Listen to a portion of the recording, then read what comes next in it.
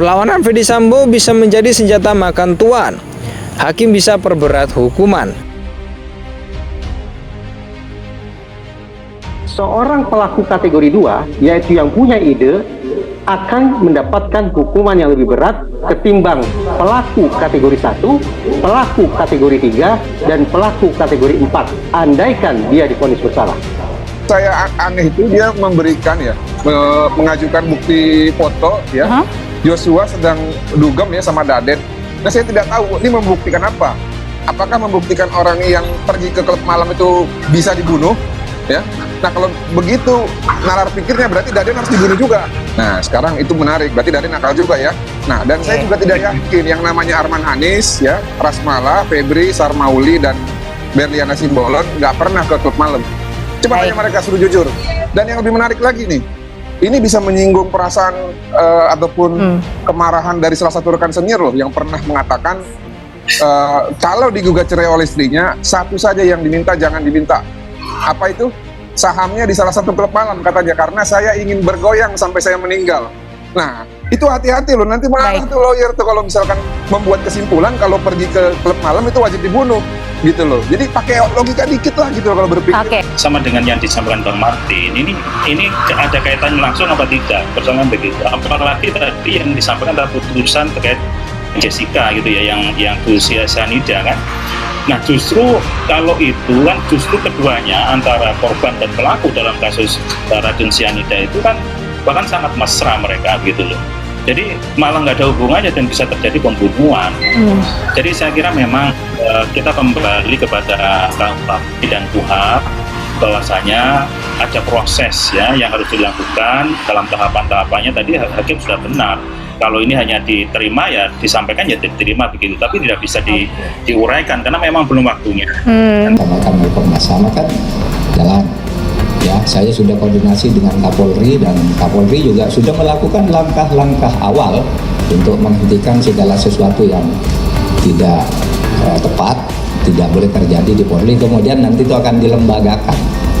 Dan saya kira kita harus optimis juga, harus punya prasangka baik ya, bahwa Polri itu sebenarnya kalau mau jujur kan sudah on the track ya ini, kasus ini. Memang selama ini yang kami dengar dari anak kita almarhum Joshua pun orang itu di rumah itu begitu hubungan baik selama ini yang kami dengar. Dan kami tanyain pun almarhum, hanya itu yang diceritakannya. Ya, atas kejadian ini kami merasa heran, kok bisa jadi begini? Apakah selama ini almarhum tidak mau menceritakan yang sebenarnya? Itu aja yang timbul di pikiran kami. Mantan Kadif Propam Polri Ferdy Sambo bermula diprediksi ahli psikologi forensik Reza Indragiri Amril tidak akan melakukan perlawanan ekstra di kasus Brigadir J. Ferdy Sambo merupakan satu dari 5 tersangka kasus pembunuhan berencana terhadap Brigadir Yosua Huta Barat atau Brigadir J. Reza menilai Ferdy Sambo hanya akan melakukan perlawanan kadarnya saja.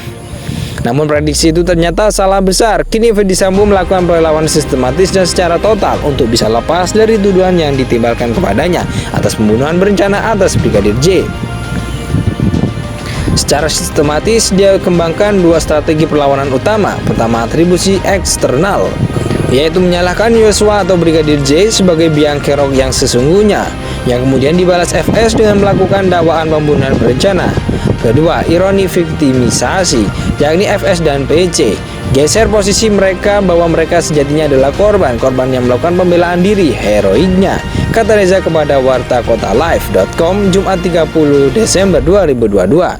Reza yang juga anggota Pusat Kajian Asesmen Pemasyarakatan Poltekkip Kementerian Hukum dan HAM mengatakan seiring waktu Ferdy Sambo tampaknya sadar bahwa 2 strategi di atas akan patah dengan sendirinya. Karena klaim tentang pemerkosaan tidak akan pernah menjadi fakta hukum, justru sebaliknya 2 strategi di atas malah seolah memasok alasan kepada hakim untuk memberatkan hukuman sekiranya FS nanti divonis bersalah, kata Reza. Jika 2 strategi itu gagal, kata Reza, Ferdy Sambo bisa melakukan strategi 3, yaitu diffusion of responsibility. Artinya, FS menolak bertanggung jawab sendirian karena toh ada Eliezer di situ.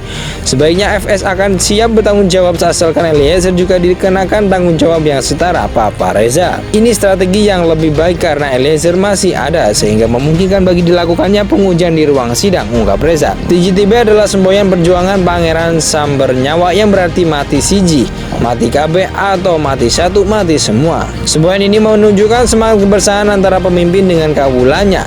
Berlanjut sekarang, FS juga berperkara di PT UN. Kelak saya perkirakan FS juga akan mengajukan banding, kasasi, dan peninjauan kembali, kata Reza. Sepintas menurut Reza, lewat semua itu Ferdy Sambo terkesan sebagai sosok yang gigih. Tapi FS semestinya waspada, bahkan khawatir bahwa total attacking football yang kini dia mainkan justru bisa berdampak kontraproduktif, kata Reza. Pertama, kata Reza, hakim akan memahami serangkaian manuver Ferdy Sambo itu sebagai cerminan seorang terdakwa yang tidak menyesali perbuatannya.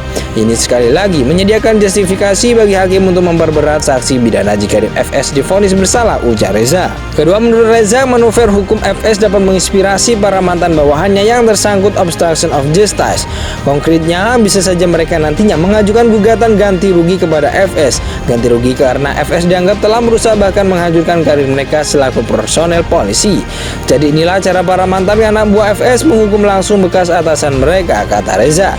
Bayangkan betapa besarnya ganti rugi yang harus FS gelontarkan apabila gugatan perdata dari sekian banyak ex bawahannya itu dikabulkan hakim, ujarnya.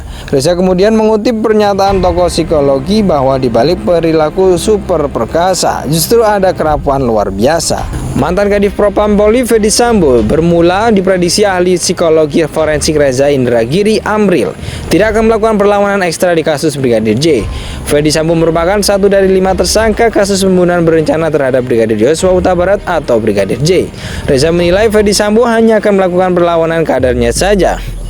Namun prediksi itu ternyata salah besar. Kini Ferdy Sambo melakukan perlawanan sistematis dan secara total untuk bisa lepas dari tuduhan yang ditimbalkan kepadanya atas pembunuhan berencana atas Brigadir J.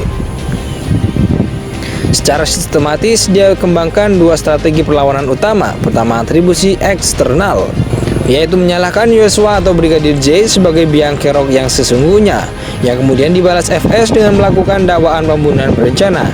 Kedua, ironi viktimisasi, yakni FS dan PC geser posisi mereka bahwa mereka sejatinya adalah korban yang melakukan pembelaan diri heroiknya, kata Reza kepada wartakotalive.com Jumat 30 Desember 2022. Reza yang juga anggota Pusat Kajian Asesmen Pemasyarakatan Poltekkip Kementerian Hukum dan HAM mengatakan seiring waktu Ferdy Sambo tampaknya sadar bahwa 2 strategi di atas akan patah dengan sendirinya. Karena klaim tentang pemerkosaan tidak akan pernah menjadi fakta hukum, justru sebaliknya 2 strategi di atas malah seolah memasok alasan kepada hakim untuk memberatkan hukuman sekiranya FS nanti divonis bersalah, kata Reza. Jika 2 strategi itu gagal, kata Reza, Ferdy Sambo bisa melakukan strategi 3, yaitu diffusion of responsibility. Artinya, FS menolak bertanggung jawab sendirian karena toh ada Eliezer di situ.